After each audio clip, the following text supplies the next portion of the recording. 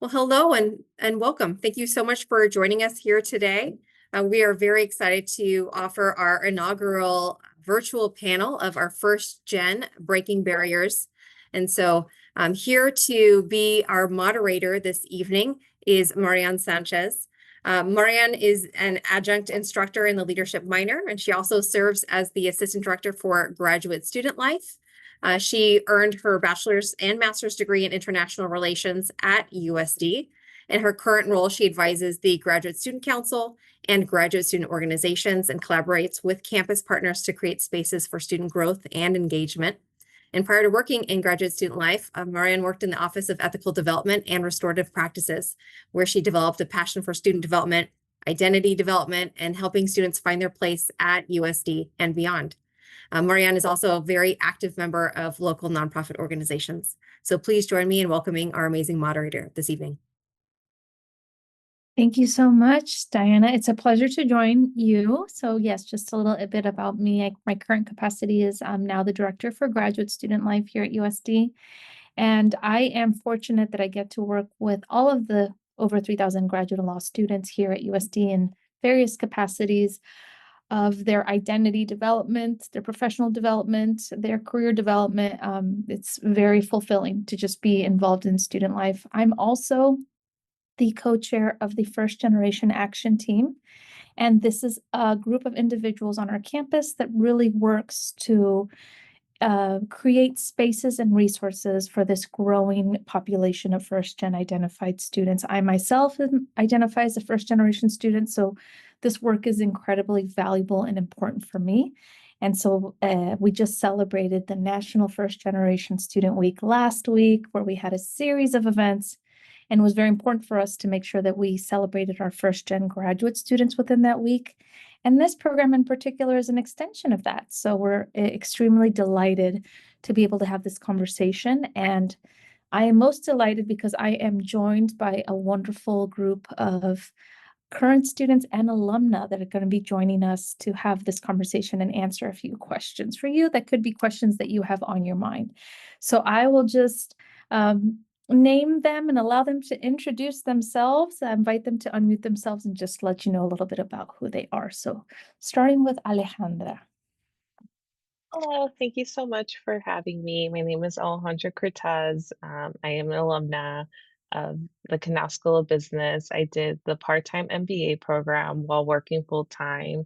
I'm currently the interim finance manager at University of San Diego Finance Office.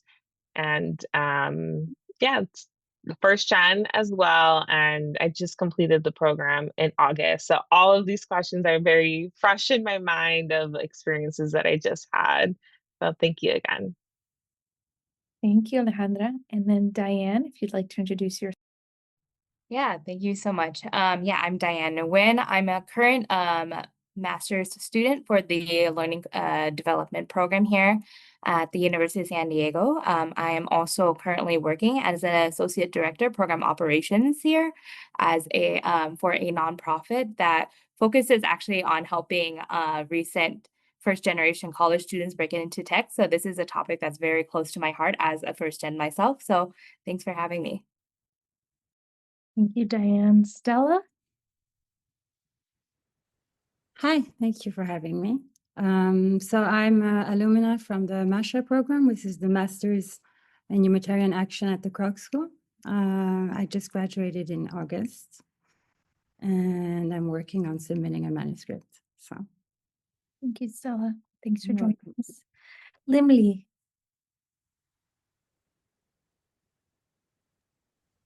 Hi, my name is Limli Sun, and I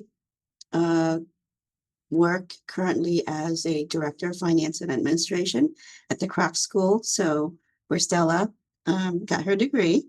I am also a current MBA program hoping to finish this spring. So soon to be alum. And my experience at Kroc School is around 6 years, but my total experience at USD is about a little more than 17 years. So I've been here a long time, and I'm first gen in pretty much all of the college experiences that I've gone through. So, undergrad and now graduate school. And I'm looking at the questions, and like for those who have been out of school for a long time is relevant for me because it's been about 35 years um, since my undergrad when I applied for the MBA program. So, you know, uh, we can talk about that, but that's just my experience. Thank you, Lindley. Brenda.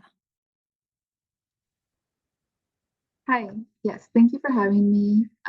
So I'm currently a systems engineer at Lockheed Martin, but I recently graduated in August of this year with my master's in engineering leadership and management at USD. So that was really nice, getting to meet a whole new network of people, and I'm really excited to be here to have this conversation because I'm also first gen, and it's something that's near and dear to my heart.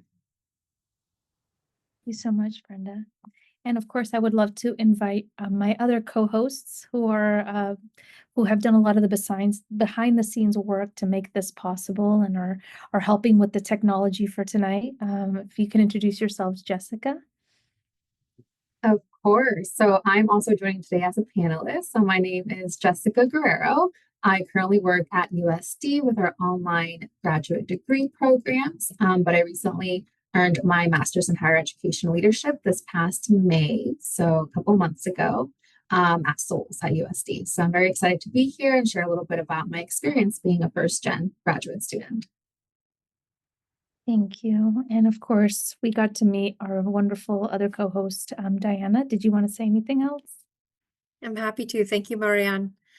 So my name is Diana Honish-Haig, and I get to serve as the Director of Retention for our online degree students at the University of San Diego. We currently support 16 online master's degree programs, just dedicated towards supporting our non-traditional learners. So a majority of our students are working full-time and going back to school and also juggling life and family. And just so proud to bring this amazing group of panelists together that support all of our first gen students throughout all of our online degree programs. Thank you, Diana. So with that, we're going to get started. So you have an opportunity to hear from our wonderful panelists. And so we're going to share a series of questions, and they'll chime in from their expertise and their experience. And we hope that this is a valuable space for all of you. And just for our panelists, I know for some of you, you might have done the admissions process recently. Some of you, it might have been a while, considering that some of you are alumni. But if you can remember back to the admissions process, how did you address imposter syndrome if it came up for you in the time that you were considering USD and then starting that process to apply and essentially become a member of our community? I can get started with the question if you like. Yeah, actually, I was reflecting a lot about this and imposter syndrome in general when I was thinking about like reflecting back on like my admissions process. It's been like about like a year and a half, but I still remember it clearly when I was looking at graduate programs and bumped into USD. I actually had like a lot of self-doubt before even applying to USD. I was thinking about, okay, am I actually smart enough to do a master's program? Am I good enough? Am I ready enough? And I was really like just basically thinking about like my past experience in my bachelor's program. I was like, did I even make good enough grades to get into this program? And really talking myself down, just to find out that when I looked at my transcript, I actually did perfectly fine. And I was like, I don't know why I made my like self-sabotage myself in that way. I think that for me, what I really needed to do was just kind of reflect on like the why am I applying for this master's program? And the reason why is because I wanted to challenge myself. I'm going to come in, I'm not going to know the answers to everything. And that is totally normal and what is expected. And I think that knowing like, okay, I am coming in here, I'm not going to be the smartest person in the room. And that is the best case scenario for me because I'm going to learn a lot. But I know that the fact that I'm even taking the step to go into a space that I don't know and challenge myself kind of shows that like I am ready to take on this new like journey. So that's kind of how I approached it when I uh, went through the admissions process. Yeah. I can share as well. My biggest, I guess, suffering with imposter syndrome was regarding if I am I good enough because I don't have a business background and I'm getting a business degree. That was my biggest like limitation that I put on myself because I have a science background, a STEM background. So I was like, is this actually going to be applicable to what I want to do? I knew I wanted to go to grad school, but I didn't know in what. And my sister actually helped me throughout the whole application process because everyone in my family is first gen. She has a master's degree, so she was there kind of as my mentor. She helped read my essay and everything to make sure. And I think it wasn't until I actually talked to one of the recruiters, Kaylin Beltran, quick shout out. And then she was telling me like, no, like we want people with different backgrounds. We embrace it. She was like, that's actually what makes you unique and what makes you adequate for a business school is having a completely different background than a business background. And it wasn't until then where I was like, oh, the perspective that I have to offer is valuable and I can bring something else. I can bring a unique perspective that's, analytical by nature just because I have a STEM background. And that's how I was able to combat that. But I will say, once I started the program, those feelings crept up again of like, oh, everyone here has, fancy business degree, and I don't have that. But kind of to what Diane was saying, I was able to learn so much more from my peers. And I will say, in some classes, I learned more from my peers than I did my professors. And I think that's just the experience of grad school. You go to learn and to be in a learning environment.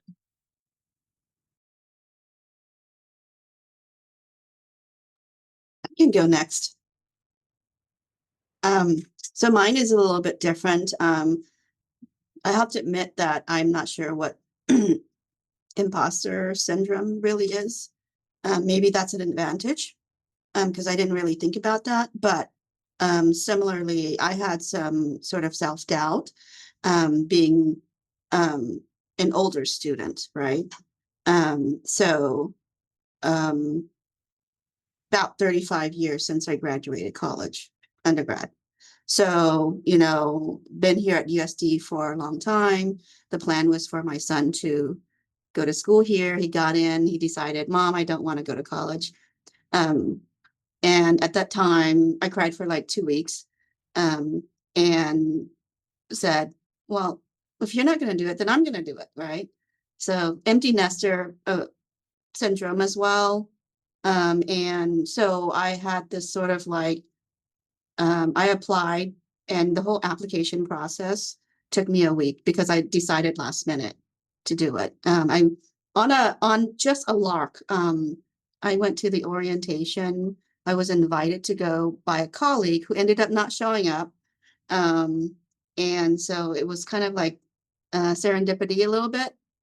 And then before that, though, I had a meeting with Diane Simpson, who we bonded over, like, being older students, right? And so that was a good, resource for me, So it's maybe imposter syndrome, but from a different, like, sort of situation. And, she really encouraged me. And so I had to figure out, like, how do I get my transcripts, right? Like back in the day, you would like go to the registrar's office and it would be like an actual printout, and it happens so fast, right?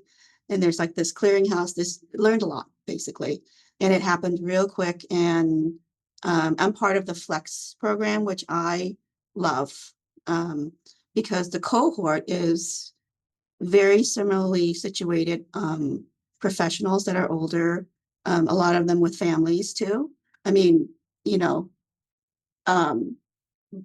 average age is a lot younger than me, but still it was like a similar situation where we had full-time jobs, responsibilities.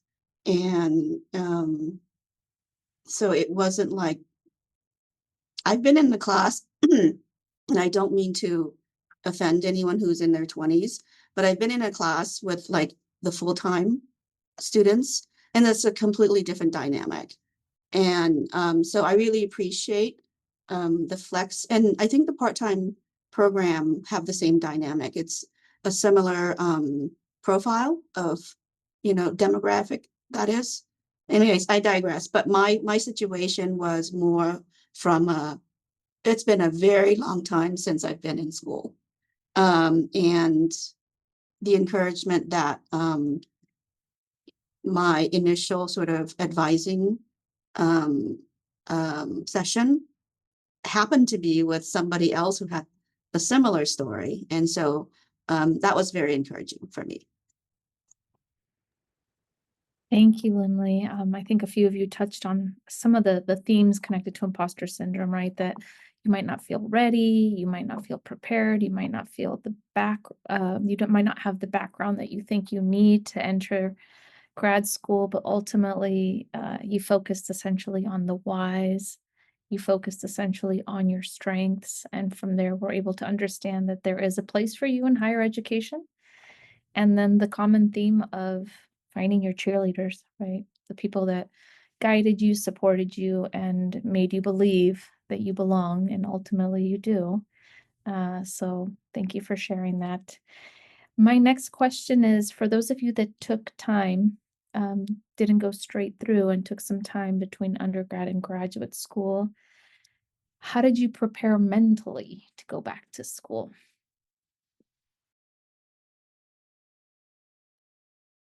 I'm okay answering this. I did want to say for Limley, I'm sorry to go back to before, but I really liked how she stayed focused on her initial objective. And I think this is a very important element when you want to go back to school is what is it that I want out of it, And you give yourself the challenge because it's a big challenge and you went through with it, not forgetting why you do it. I think that's a big help with the imposter syndrome. So to overcome it, as well as the deadlines, you said you had a week, you did it late. The deadline helps to get the application done. But to go back to your question, how do you prepare yourself to go back to it mentally? We did a BA at the age of 38. And then later I had an objective already. The reason I did my BA was to go in the humanitarian field. And I wasn't sure it was going to be Krog School.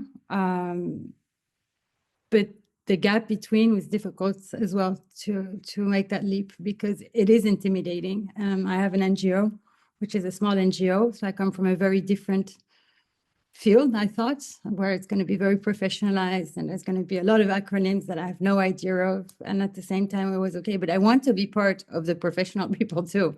I don't just want to be a grassroots NGO. And I'm also doing this because I get a lot about the learning. And I think it was it Alejandra who said that you learn a lot from your peers. So that's been really incredible with grad school, more than any BA I did online as well. So yeah, I think it's just also you have to accept you won't be perfect from the start. That was an important point. You're there to learn, and it's by knowing that it's fine. You just need to do the work. If it's not perfect, it's okay. That's how you learn. So, and by the end of the program, you're very happy with when you reread your old work or where you've gone or even your application. So that's rewarding.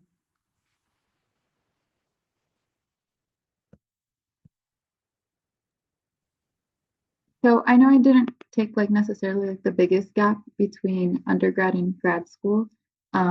But to me, it's still kind of, I was able to feel that shift, even though it had only been 3 to 4 years, because I graduated right before the pandemic. And then afterwards, we went into this more like remote style of like living in general. Like I ended up getting a job that was like fully remote and also like then going to school fully remote. It was very interesting for me because that's not something that I had experienced at all in undergrad. I think I took one online class and it was like over the summer, so it wasn't even like the full extent of it. But to me, what I struggled with a lot was like my time management skills because it was like I no longer have time to just like go and like hang out with my friends. And as silly as that sounds, I think it's still important to like take care of yourself and like build community where you're at. So I was really, really grateful, and I felt so lucky and blessed that like I ended up picking USD, and I ended up like making friends in my cohort. And I also thought it was great that everyone had like all these different experiences, because and the discussion posts helped a ton because we were able to like interact, and the fact that there was like between 10 to 12 of us in the group at all times, it didn't matter if like people, you know, were like older and were younger, like, or whatever phase in their career, like we were all still able to like learn from one another. And I think that's something that the online programs did a really good job of, to the point where when we were at graduation, I was like, oh, I know you. And like after all of this too, like actually like, became really good friends with one of them, to the point where like I was at her wedding this past weekend. So I think it just like it's up to like you to like put that step forward. But to me, like time management was probably like the biggest part of it. And I think no matter at what point in life you do it, it's still going to take away, because you know most of us have full-time jobs as we're doing it. So that was my hardest struggle. But at the end of the day, like I'm really glad that I took the time to do it, because it was something that I wanted to do and a personal accomplishment for myself. I'll jump in. I think I took over 5 years to go straight into graduate school. So it was a significant gap there. And I'll echo a lot from what Brenda shared. Time management was a huge issue. So I really had to prepare myself mentally, knowing that I had to balance work and school and life. And I think it was really important for me just to give myself grace, especially during that first semester, because I think that was the most challenging, right? When I was transitioning into graduate school. Also letting go of that perfectionism side of thing going into graduate school and being okay with not knowing everything. And reminding myself of why I was there. I'm in school to learn, right? And it's okay to feel uncomfortable and ask questions and ask for help.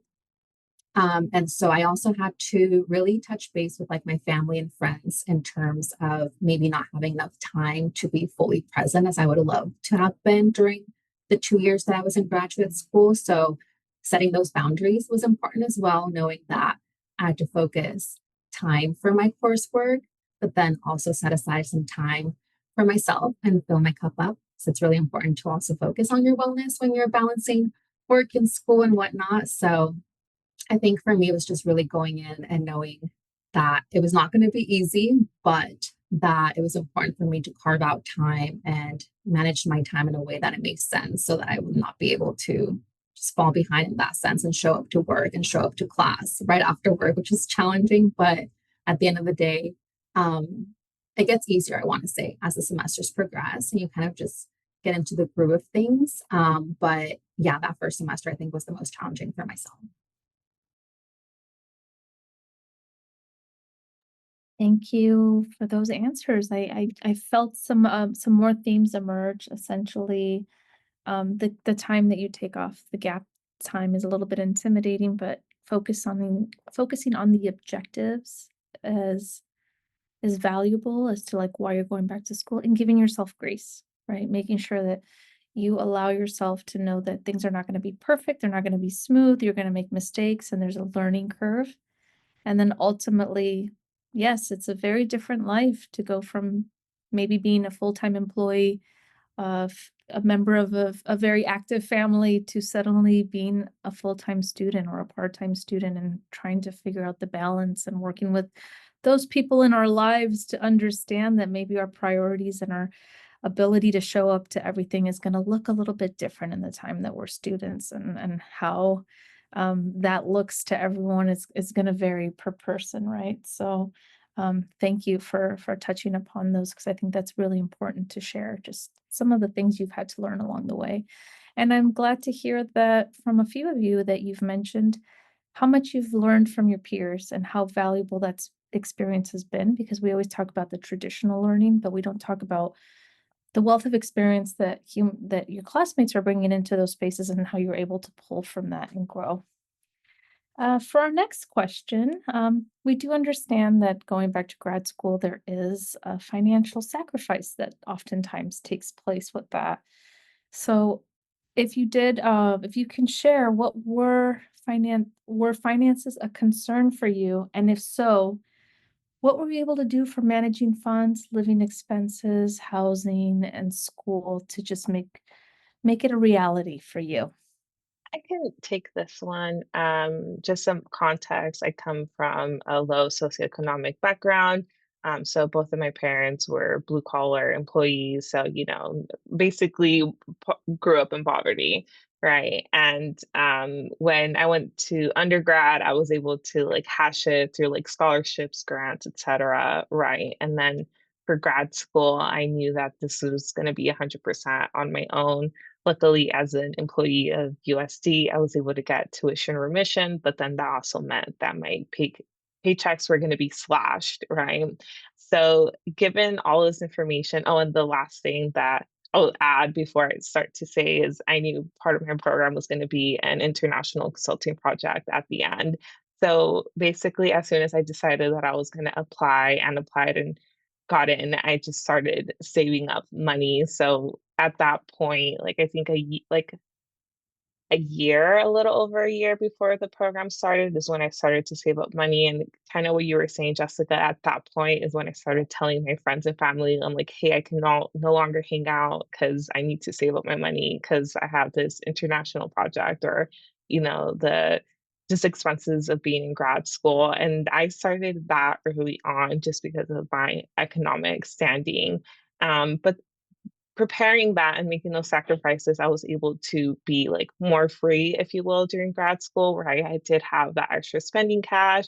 I was able to go to England for my international consulting project. And, when I was in England, I was eating out every single day. And then we went to like Berlin and all of that. And it was like really cool. So I will say that like that year of saving up was definitely worth it and keeping like your eyes on the prize where it's like, okay, I'm making the sacrifice. The good thing about grad school is it's only 2 years, and giving everything into account, I was able to, make it work and just being like very transparent and truthful with the people around you, like my friends and family. Like, hey, I can't hang out this time, but maybe next time, or can we do something that's a little bit, more economical? Like a lot of the times I'd be like, oh, let's go for a walk on the bay, right? Something that doesn't mean going out on the weekend and spending a bunch of money. So kind of picking and choosing the battles, but maintaining those connections as well. It's a very delicate balance, but it's doable and it's definitely worth it at the end of the day. I think so. I think I'm maybe the only one who's like not a USD employee, so I didn't have tuition remission. But I actually, my undergrad, my dad, he's actually a housekeeper for my school that I went to, so I was able to get full tuition then as an undergrad student. So that was a huge blessing. And obviously, I knew that there was going to be like incurred costs for grad school, but I'm really thankful that my employer does have like a tuition benefit assistance program, and so I was able to take like advantage of that. However, they only cover about $12,000 a calendar year. And so since the program that I was in was 20 months like nonstop, and so essentially 1 year I did 3 semesters straight or within 1 year, I had to pay a good like basically most of my last semester out of my pocket. And I was like, how do I do this? Because I've got so used to like not saying no to myself. Like anytime someone was like, do you want to go on a trip? I'd be like, yeah, let's do it. Or like, having to like hold back. And I'm really grateful that, right before I started the program, like a year before, I was able to purchase my home. And so I was like, I don't want to do it, but I was like, I think it's going to be most beneficial if I just rent out a room for like the summer. That way I can like be able to like maintain like my personal living expenses and also be able to like have some side cash for school, because something that was very different and something that I never thought, and it's such a position of privilege to be in, especially because I was also from a low socioeconomic class in undergrad, where I was able to receive financial aid. And there were multitudes of scholarships that were offered to me that, or I could easily like apply to and or like qualified for. And that wasn't the case anymore for grad school. And so that was interesting because I was like, but I still feel like that like first gen in me was like, but I don't have money, but it's like, that's actually not true.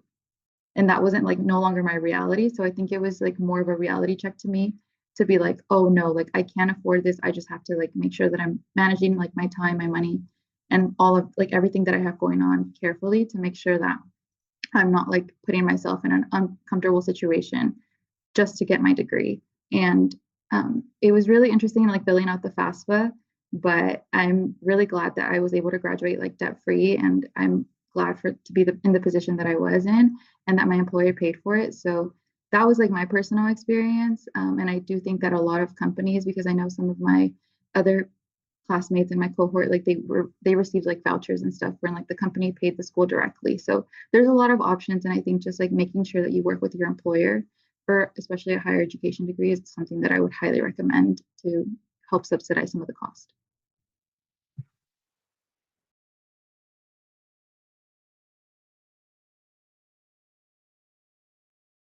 Thank you. I think you all shared some really unique, valuable, different ways that if there are prospective students thinking about how to budget in this time or how to make graduate school a reality.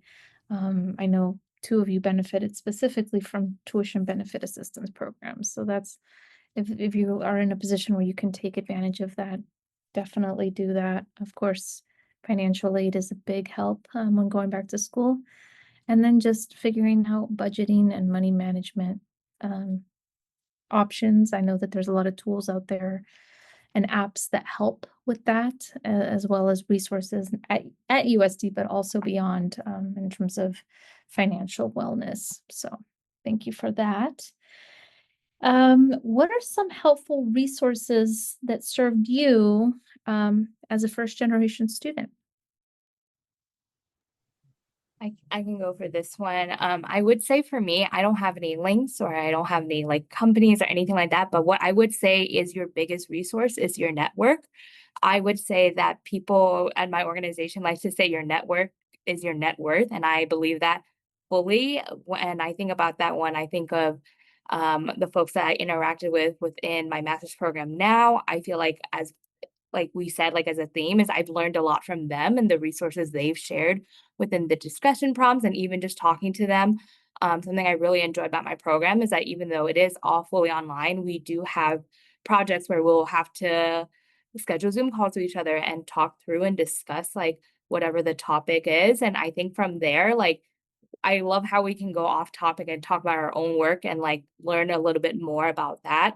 I would also say too, something I use as a resource outside of even um, the students at USD is that I reached out to a couple of people I knew in different organizations that were going through graduate programs and asking them like, how was your experience with doing X, Y, and Z? And them teaching me, or not even teaching me, just telling me about their experience really helped me expand and understand like what I needed to do in order to be successful within this program itself, even if they didn't necessarily go to the University of San Diego. So definitely, I would say the biggest resource is like the people that you surround yourself with.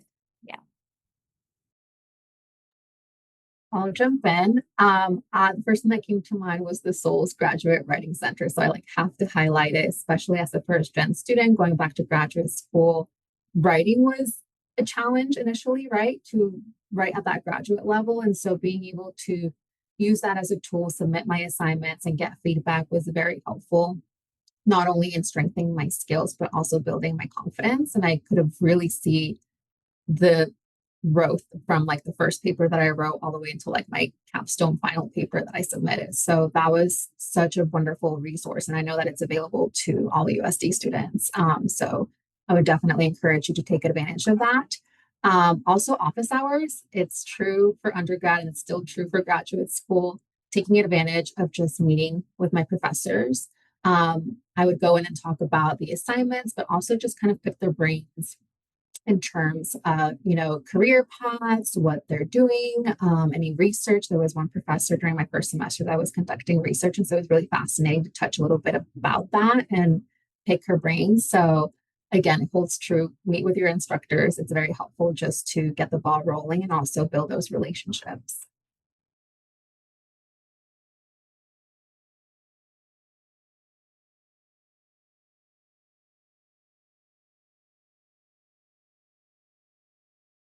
Any other resources that come to mind that you were able to take advantage of? I think like the one that comes to my mind is like I said, like building community. Like that's not something that I necessarily thought I was going to get when I first applied to USD, just because I was in a go, go, go mentality of like, I just need to get this done. Like community wasn't necessarily at the top of my like priority list. But I remember receiving a lot of emails, specifically like the first gen ones. And Jessica and I actually had a whole conversation, I think, at some point last year. And that conversation was like so meaningful to me because I was like, I feel so seen in like a space where a lot of the times it's like not something that I like necessarily bring up. It's not something that I'm ashamed of. It's just not something that like I don't wear it across my forehead, if that makes sense.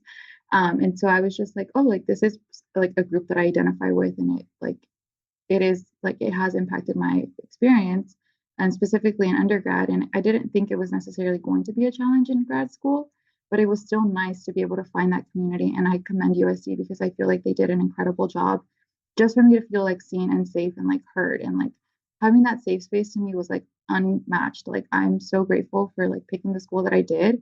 And I can't even imagine like being close to campus and or on campus, like how much more of that community can be built.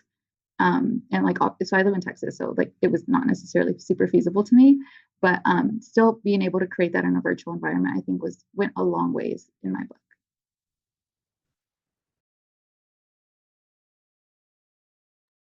Thank you so much. I think you really all touched on really valuable ways to have maybe some non-traditional resources. Like a few of you mentioned networking as well as community, and we're really big on that here at USD in terms of community building. At least with our first generation community, we have a program that we do once a month called for the First Generation Gathering and Dialogue, which is a space that we hold monthly. I know, Alejandra, you've been a part of that in the past. And it's just become a space where we get to bring graduate students from all different programs to connect and share out on what that experience is and how it might differ from the experience of other students at USD, and what are some of the challenges and what are some of the benefits and some of like the opportunities connected to that. And so thank you for talking about the importance of community, whether that is at USD or whether that is beyond. Can't stress that enough.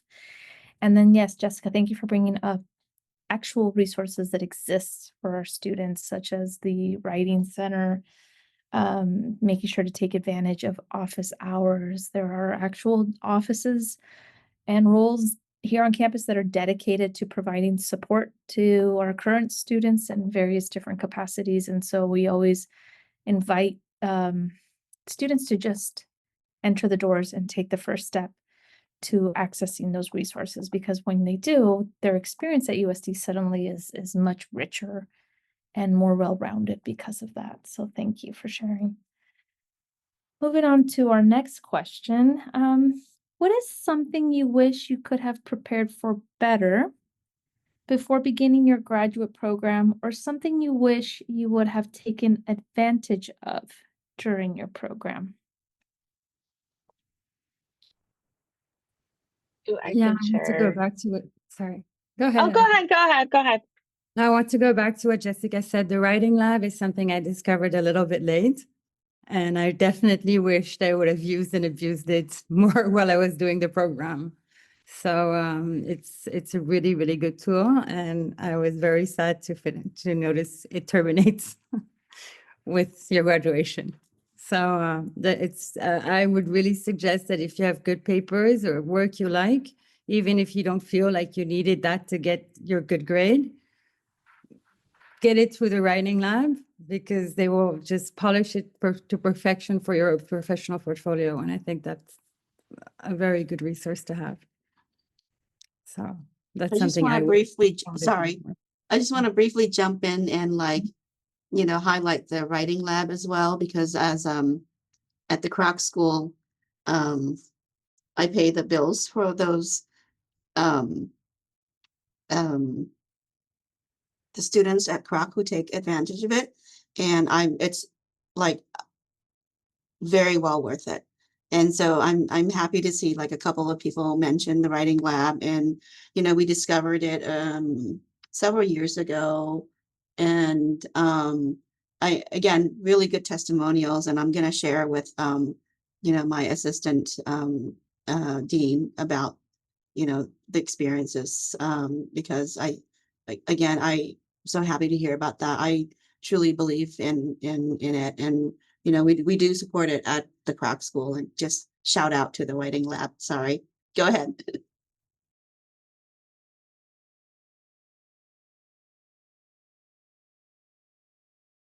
Alejandra, you were going to say something? Yeah, something that I think Dean Nicole Whitner, she told me the very first time I met her. Actually, Mariann, I don't know if you remember at the Summer Bridge like reception that we had back in like 23. She she was like, "Oh, I forgot how she said it, obviously not as eloquently as her because, you know, she's perfect, but she was basically saying, use money as a way to like buy up free time. And I guess the best example I can give is like instead of spending like an hour and a half cooking dinner, DoorDash it, right? Then you can like focus on other things and kind of that. Remember this based on what Brenda was saying about wanting to maintain the lifestyle that you had. And for the first year of my program, I was like very adamant about like, I can do it all. I can work full time and I can be a part-time student and I can still cook and clean and do everything right. And then by my second year, I was like, oh wait, I can't do this. And it wasn't actually until I'm very ashamed to say this, my second to last semester of grad school where I was finally like, okay, I need to actually start doing this because I'm burning out. I'm very tired. I'm very exhausted. And like I said, it was my second to last semester. I was like, I still have like, you know, a semester and a half to go. Um, so that's very much something that I wish I would have listened to her, Nicole, say this back in like August of 23, and I didn't actually implement it until spring of this year. So don't do what I did. And if you have the financial ability or the ability to do that, to free up space by, you know, purchasing house cleaning or food or whatever, definitely take advantage of it. One thing that I noticed in grad life is like time just became non-existent and it was my most valuable asset that I did not want to give up willingly anymore. So don't be like me and start to DoorDash your dinner first semester. I will say one of the perks of being a graduate student, if you're getting to roam around our campus, is that most programs do include food. And so a lot of the resources and programming that is offered does have traditional meals because we want to make sure that students are not having to then figure out how to find their food after the fact and all and can be nourished in the space while we're nourishing their mind and soul in whatever programs that we do. So that's great advice because I know time is of the essence. I also wanted to highlight the importance of resources, right? It kind of goes back to a question that we answered earlier. There are programs, there are resources that exist for a reason. All of these programs are available in an online capacity, and so we want you to take advantage of that.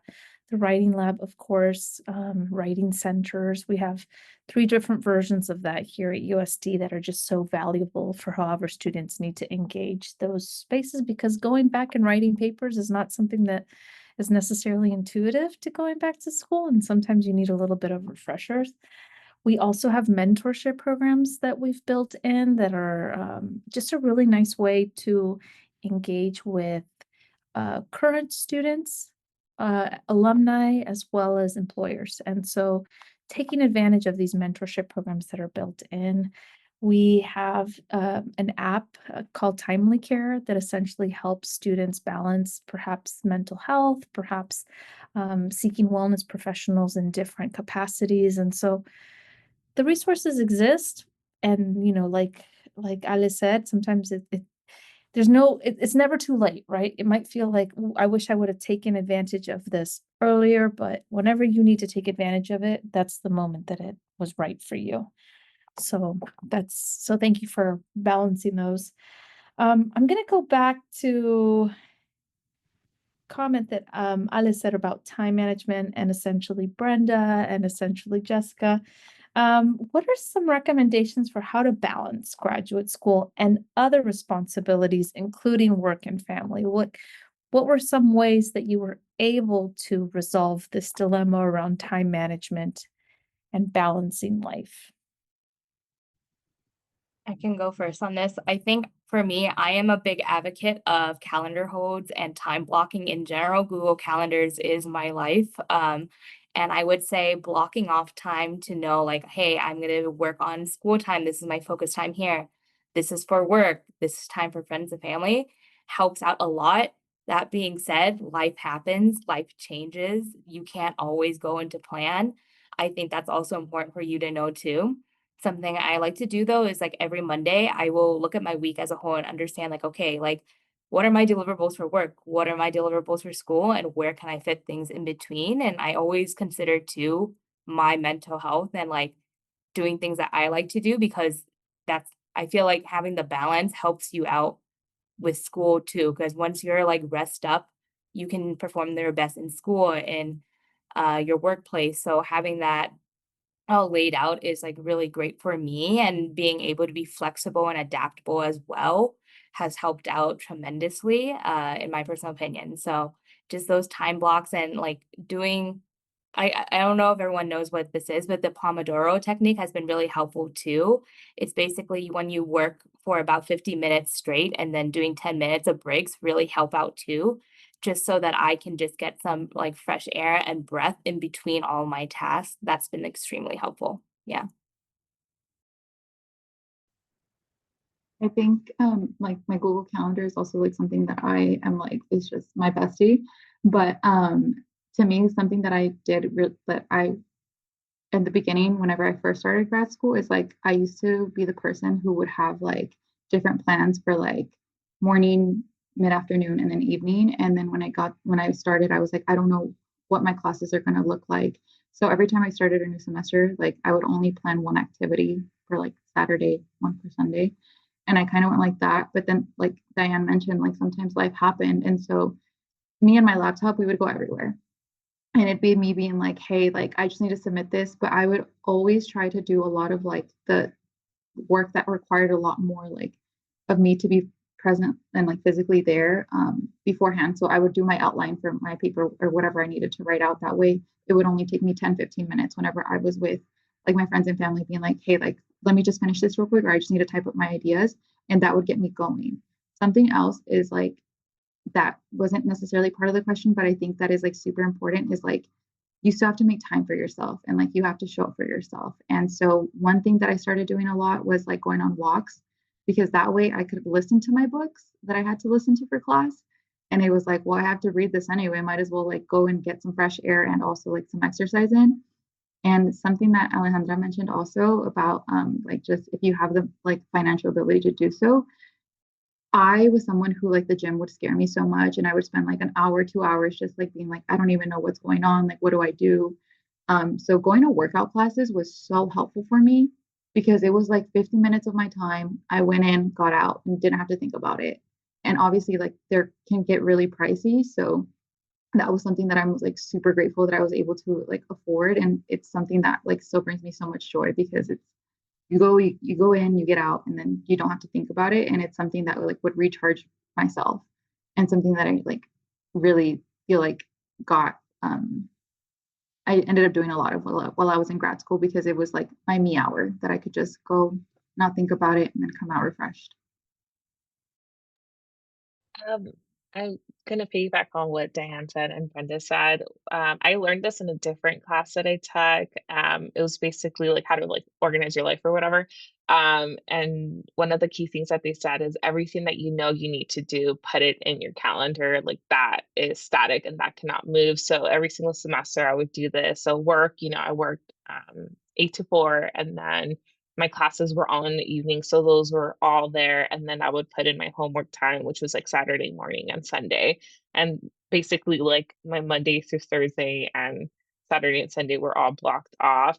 And also, another thing that I would do is basically kind of like offload task to other people. Like I live with my partner, so I would ask him like, "Hey, can you basically like cook and clean forever?" And also taking care of the pets as well. I basically like offloaded all of these like other lower hanging like chores. And then also like with my family as well. Like I know I was a person who would like help my mom the most with everything, right? So I was basically like, I can't do that anymore. And so I asked my other sister to do that. So kind of like the everyday administrative tasks and stuff like that, I offloaded them to other people. I have since brought them back to me. It's not like they're permanently offloaded, But everything that was permanent where I had to be there, I did keep that in my calendar and I did commit to it and I did attend those things. And I feel like that really helped me with the type of person that I am, because it was like, okay, it was basically two things on my calendar, things that I had to go to and things that were flexible.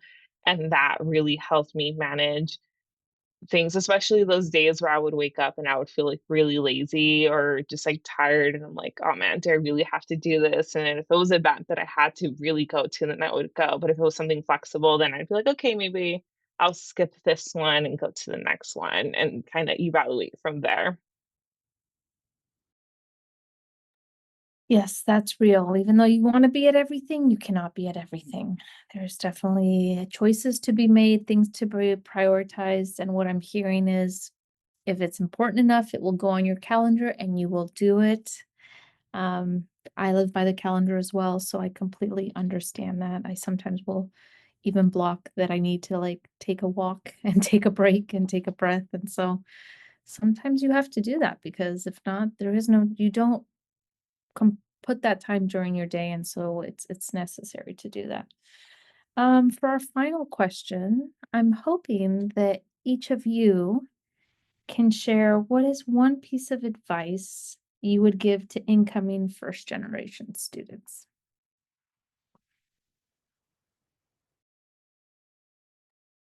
I can go ahead and kick this one off. My advice would be that you belong and to not forget that.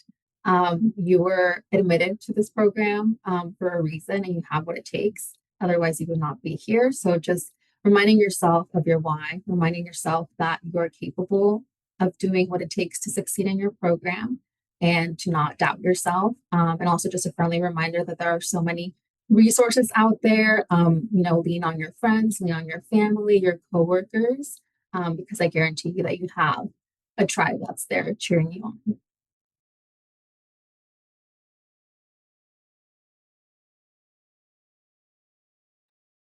I can go next. So I like that that I belong sentiment. And I would add that just show up to class, even when you don't feel like it. There have been many times. And then I would say that is like more than half of the secret to the success, right? You can feel nervous, like, oh man, I didn't do the reading, which happens, right?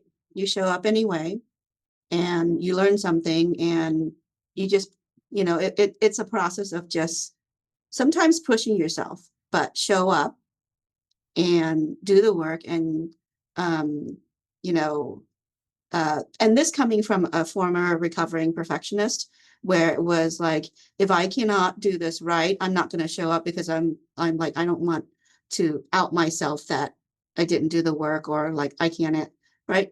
So I had to get over that. But that was one of my biggest lessons, is along with you belong, is show up and for yourself, really. And also, a lot of it is when you are in the MBA program, it's team projects. I mean, so many team projects. And so that is also part of what kind of got me through, like, someone else is relying on you, right? So that got me through as well. But showing up is key to success. And, I like to refer to the Ray Bradbury quote of the only way out is through. You just have to go through it. And so that resonates with me. It's what I tell myself, like, I'm almost done. Just keep showing up. Yeah, I really wanted to, if it's okay for me to add something.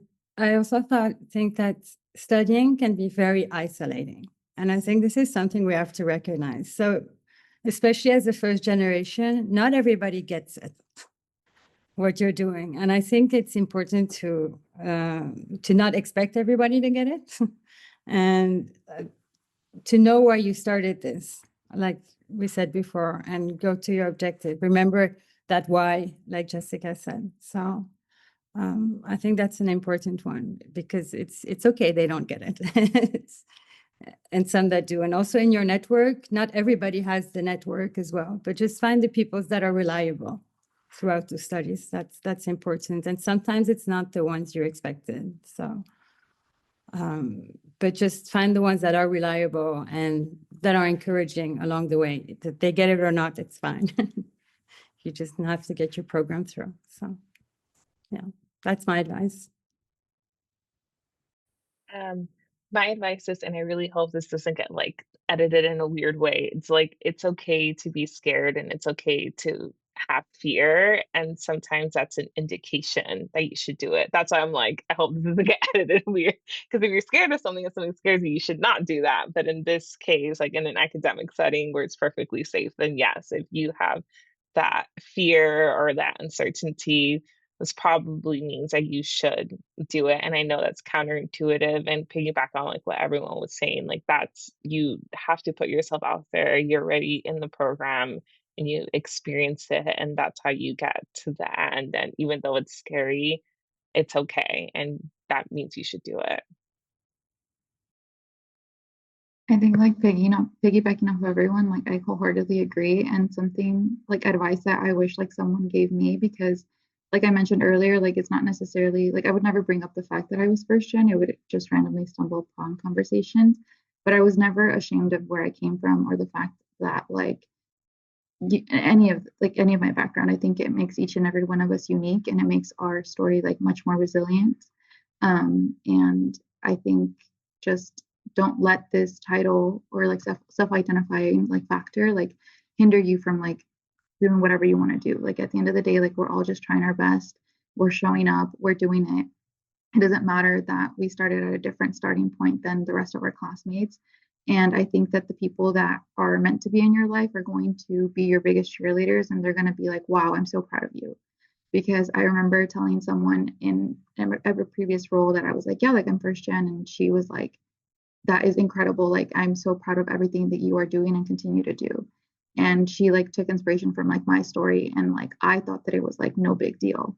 But at the end of the day, like I'm really proud to be first gen, and I'm like super glad that like now I like can officially say that I'm like completed my master's, because that's just like something else that I've been checking off on my to-do list. So really happy.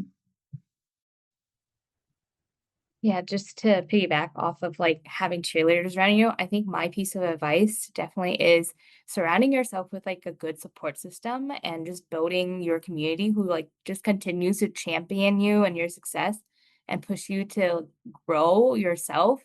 I know Stella mentioned not everyone's going to understand you studying, and I can say that wholeheartedly. Sometimes I will be like, I can't make it out to this X, Y, and Z because I am, you know, doing like a big project right now, and folks who haven't been into school for a while are like, okay, I don't understand why you can't shift things around, but it is very important to me. And I think surrounding yourself with people who understand that like you are pushing yourself and you're challenging yourself and being like, you know what, you go, you do that.